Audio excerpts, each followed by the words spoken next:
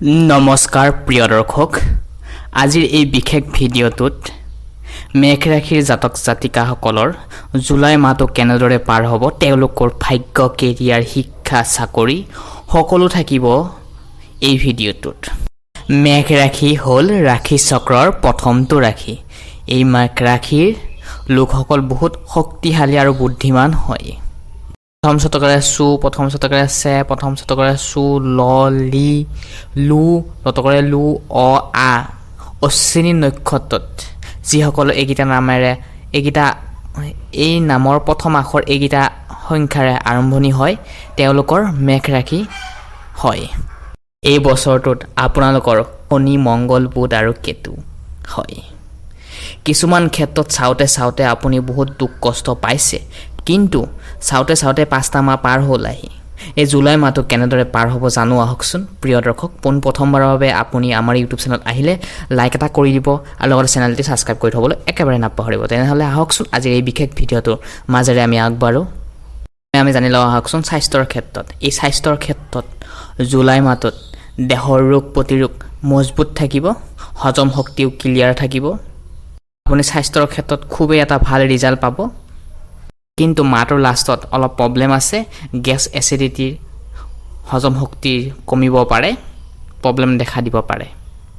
ৰোগৰ স্থানত শনিৰ দৃষ্টি আহি আছে, সেয়েহে টাইম টেবুলত খোৱা লোৱাবোৰ মেইনটেইন কৰিব। আৰু লগতে প্ৰিয় দৰ্শক, নিজৰ স্বাস্থ্যটো ভাল থাকিলে আপুনি কামত ফ'কাছ কৰিব পাৰিব। সেয়েহে নিজৰ স্বাস্থ্যটো য়োগা কৰক, এক্সাৰচাইজ কৰক, আৰু লগতে নিজৰ স্বাস্থ্যৰ যত্ন লওক। উপাৰ্জনৰ ক্ষেত্ৰত ৰাহুৰ স্থিতি বহুতেই ভাল, এক্সেলেণ্ট স্থিতি হ'ব আপোনালোকৰ। সঞ্চয় কৰিব পাৰিব। উপাৰ্জনৰ ক্ষেত্ৰত নতুন আপুনি উচ্চাৰ ক্ষেত্ৰত উপাৰ্জন ভাল হ'ব এই মাহটোত চাবলৈ গ'লে। প্ৰিয় দৰ্শক, উপাৰ্জন যিমান নহ'লেও আপোনালোকৰ কিন্তু খৰচৰ মাত্ৰাও দেখা গৈছে। উপাৰ্জন হ'ব কিন্তু খৰচো হ'ব আপোনালোকৰ। ছেভিঙৰ স্থানত চাবলৈ গ'লে, ছেভিঙৰ ক্ষেত্ৰত চাবলৈ গ'লে মংগলৰ স্থিতি বহুতেই ভাল। ছেভিংছৰ ঘৰত শুক্ৰ গ্ৰহটো 4ৰ্থ ঘৰত আছে যদিও প্ৰিয় দৰ্শক, আপুনি যদি লাক্সাৰী টাইপৰ ব্যৱসায় কৰি আছে বা ছ'চিয়েল মিডিয়াৰ লগত জড়িত হৈ আছে, পলিটিক্স কৰি আছে, বিজনেছ কৰি আছে, আপুনি বহুতেই ভাল এটা ৰিজাল্ট দেখা পাব এই উপাৰ্জনৰ ক্ষেত্ৰত এই জুলাই মাহটো। হয়, 4 জুলাইৰ পাছৰ পিছত উপাৰ্জনৰ ক্ষেত্ৰত বৃদ্ধি হ'ব। ছাৰ্ভিচৰ ঘৰত শনিৰ 7ম দৃষ্টি আহি আছে, যাৰ ফলত যিসকলে চাকৰিৰ লগত জড়িত হৈ আছে, চাকৰি কৰি আছে, প্ৰাইভেট চাকৰিৰ লগত যিসকলে চাকৰি কৰি আছে প্ৰাইভেট কোম্পানীত, তেওঁলোকৰ কোনো কথা নাই। লগতে বৃহস্পতি গ্ৰহই চৰকাৰী চাকৰিত প্ৰাপ্ত হোৱাৰ বাবে বৃহস্পতি গ্ৰহই ছাপোৰ্ট কৰিছে। বৃহস্পতি হৈছে জ্ঞান, বুদ্ধি, সৌভাগ্যৰ কাৰক গ্ৰহ। সৌভাগ্য আপোনাৰ কৰ্মপ্ৰাপ্তিত এইখিনি সময়ছোৱাত দেখিবলৈ পাব। প্ৰিয় দৰ্শক, এইখিনিতে জনাওঁ যে আপোনাৰ ৰাশি মেঘ, সেয়েহে আমি আপোনাৰ ৰাশি অনুযায়ী জন্মৰ পৰা মৃত্যুলৈ সম্পূৰ্ণ জীৱন বিশ্লেষণ ইতিমধ্যে আমাৰ ইউটিউব চেনেলত প্লেলিষ্ট বনাই দিছোঁ, তাতে গৈ আপোনালোকে চাই ল'ব। আপোনালোকৰ ৰাশি অনুযায়ী দি থৈ দিছোঁ। আৰু লগতে ভিডিঅ'টো ভাল লাগিলে লাইক এটা কৰি দিব আৰু কমেণ্ট বক্সত ভক্তি মনেৰে শ্ৰদ্ধাৰে ওম নমঃ শিৱায় নাম উচ্চাৰণ কৰি দিবলৈ একেবাৰে নাপাহৰিব। প্ৰিয় দৰ্শক, যিসকলে চৰকাৰী চাকৰিৰ কাৰণে প্ৰচেষ্টা চলাই আছে, পাবৰ কাৰণে চেষ্টা কৰি আছে, তেওঁলোকে কিন্তু জ্ঞান, বুদ্ধি লগাব লাগিব, তেনেহ'লে ভাল এটা চাকৰি পাব পাৰিব। যিহেতু বৃহস্পতিৰ স্থিতি 4ৰ্থ ঘৰত আহি আছে, যাৰ ফলত আপোনালোকৰ ভাগ্যই আপোনালোকক ছাপোৰ্ট কৰিব। ব্যৱসায়ৰ ঘৰৰ মালিকটো হৈছে শুক্ৰ গ্ৰহ। হয়, ব্যৱসায়ত কেনেধৰণে পাৰ হ'ব আপোনালোকৰ এই জুলাই মাহটো জানো আহকচোন। এই জুলাইৰ পাছত শুক্ৰ গ্ৰহটো যাব বুদ্ধিৰ স্থানত। ব্যৱসায়ৰ কাৰণে বহুতেই এটা ভাল খবৰ লৈ আহিব। ব্যৱসায়ৰ ক্ষেত্ৰত বা বিজনেছ কৰি আছে, ইউটিউবৰ লগত জড়িত হৈ আছে, পলিটিক্সৰ লগত জড়িত হৈ আছে বা এপছৰ জৰিয়তে আপোনাৰ ডাঙৰ ব্যৱসায় কৰি আছে, তেওঁলোকে এটা ভাল ফল আনিব পাৰিব এই জুলাই মাহটোত। কিন্তু 60%ৰ ভিতৰত আপোনালোকে 85% মানে আগতকৈ ইনকাম ডেভেলপমেণ্ট কৰিব পাৰিব।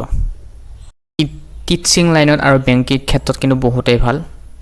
ভাগ্যস্থানৰ মালিক 4ৰ্থ ঘৰত দৃষ্টি, শুক্ৰ গ্ৰহটো বুদ্ধিৰ স্থানত থকাৰ লগে লগে বহুতেই ভাল। আৰু বৃহস্পতিৰ দৃষ্টিও আছে ভাগ্য, পিতা, ধৰ্মৰ পৰা, কেনেকুৱা ফল পাব। অষ্টম ঘৰত বৃহস্পতিৰ দৃষ্টি আহি আছে। এইখিনি সময়ছোৱাত আপুনি যি কৰ্মই নকৰক কিয় 4 জুলাইৰ পাছৰ পৰা আপোনালোকৰ হাতৰ মুঠিত থাকিব সকলোবোৰ সিদ্ধান্ত। ভাগ্যই আপোনালোকক চাপত দিব। হয়, বহুত কষ্ট কৰাব কিন্তু আপোনালোকক। গুৰুৰ শিক্ষাৰ ক্ষেত্ৰতো আপোনালোকে পিছ নপৰে, আগুৱাই যাব পাৰিব। জ্ঞান হয় পাব এইখিনি সময়ছোৱাত।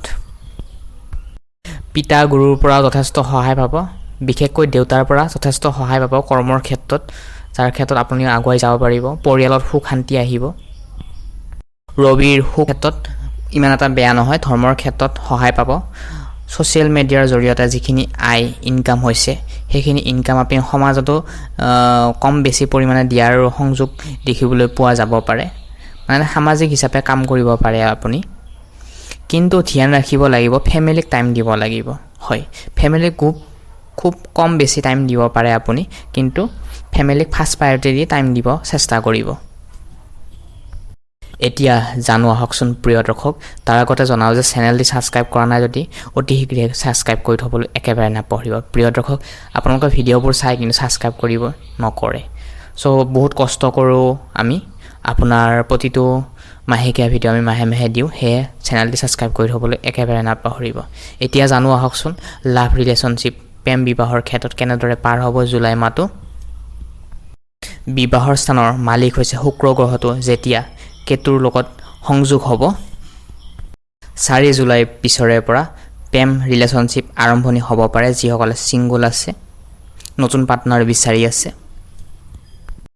হয়, যিসকল অবিবাহিত আছে, বিবাহ কৰাৰ বয়স হৈছে, তেওঁলোকৰ মনত কিন্তু বিৰক্তি ভাৱ আহিব পাৰে, টেনশ্যন আহিব পাৰে। কষ্ট কৰিম ফেমিলিৰ কাৰণে, নিজৰ কাৰণে গিল্টি ফিল আহিব পাৰে। এইটো স্বভাৱ। আমি সদায় মটিভেশ্যন হৈ থাকিব নোৱাৰোঁ, কেতিয়াবা আমি ডিমটিভেট হৈ যাওঁ। সেয়ে চিন্তা নকৰিব, ৰ'দ দিলে বৰষুণ এদিন দিবই। ঠিক তেনেকৈ যিমান ৰ'দ নিদিয়ক কিয় বৰষুণ দিবই, আৰু বৰষুণ যিমান নিদিয়ক কিয় ৰ'দ দিবই। সেই ঠিক তেনেদৰে আপুনি যিমান দুখ কষ্ট নাপালেও সুখ আহিবই। সেয়েহে আপোনাৰ লাইফ পাৰ্টনাৰ জীৱনসংগীটো পাবলৈ অলপ ধৈৰ্য ধৰিব লাগিব। যিসকলে ৰিলেশ্যনশ্বিপত আছে ইতিমধ্যে, তেওঁলোকে কিন্তু এক্সট্ৰা এফৰ্ট দি কিন্তু এটা ভালকৈ ৰিলেশ্যনশ্বিপটো চলাই নিবলৈ চেষ্টা কৰিব লাগিব। কিন্তু যিসকল আৰু লগতে য়োগা কৰক, এক্সাৰচাইজ কৰক, নিজৰ পতি বা নিজৰ হাজবেণ্ড বা ৱাইফৰ পৰা ছাপৰ্ট লওক। পাৰিবাৰিক ক্ষেত্ৰত ঘৰুৱা সমস্যা একো নাথাকে, ভাল দেখা পোৱা গৈছে। শিক্ষাৰ ক্ষেত্ৰত ছাত্ৰ ছাত্ৰীসকলৰ কেনেদৰে পাৰ হ'ব জুলাই মাহটোত, সাধাৰণ শিক্ষা আৰু উচ্চ শিক্ষাৰ ক্ষেত্ৰত। হয়, ক্লাছ 5ৰ পৰা ক্লাছ 12লৈকে যিসকলে পঢ়া শুনা কৰি আছে, তেওঁলোকৰ এটা গতিতে থাকিব, অনুকূল থাকিব। হয়, আপোনালোকে এটা ভাল ৰিজাল্ট পাব। যিসকল ছাত্ৰ ছাত্ৰী আছে, মেট্ৰিক পৰীক্ষা দি হায়াৰ ছেকেণ্ডেৰী ফাৰ্ষ্ট ইয়াৰত নাম লগাব বিচাৰিছে, তেওঁলোকেও এটা ভাল ৰিজাল্ট পাব। আৰু লগতে যিসকলে হায়াৰ ছেকেণ্ডেৰী বিএড এডমিশ্যন ল'ব বিচাৰিছে, তেওঁলোকৰ এটা নতুন লাইফষ্টাইল আৰম্ভণি হ'ব। মুঠতে ভাল দেখা পোৱা গৈছে। আৰু হয়, উচ্চ শিক্ষাৰ ক্ষেত্ৰত যিসকলে পৰদেশত বাহিৰৰ দেশত গৈ পেলাই পঢ়া শুনা কৰি আছে, তেওঁলোকৰ ক্ষেত্ৰত ইমান এটা বেয়া নাথাকে, কিন্তু অলপ কিছুমান ক্ষেত্ৰত প্ৰব্লেম আহিব পাৰে। কিন্তু ইলেক্ট্ৰনিক ইনফৰমেশ্যন টেকন'লজিৰ লগত জড়িত হৈ পঢ়া শুনা কৰি আছে বাহিৰত গৈ, বহিৰাজ্যত গৈ, তেওঁলোকৰ ক্ষেত্ৰত কিন্তু অলপমান চেলেঞ্জ আহিব লাইফত। চেলেঞ্জটো প্ৰত্যেক দিনৰ আমাৰ প্ৰত্যেকটো খোজে খোজে থাকে। সেয়েহে ধৈৰ্য ৰাখক আৰু আগবাঢ়ি যাওক। প্ৰিয় দৰ্শক, এই জুলাই মাহটোত মেঘ ৰাশিৰ জাতক জাতিকাসকল আপোনাৰ লগতে আপোনাৰ পৰিয়ালটোৰ মংগল হওক, তাৰে কামনা কৰিছোঁ। পুনৰ লগ পোৱাৰ আশাৰে আজি এই গুৰুত্বপূৰ্ণ ভিডিঅ'টোৰ পৰা আমি বিদায় লৈছোঁ। ধন্যবাদ।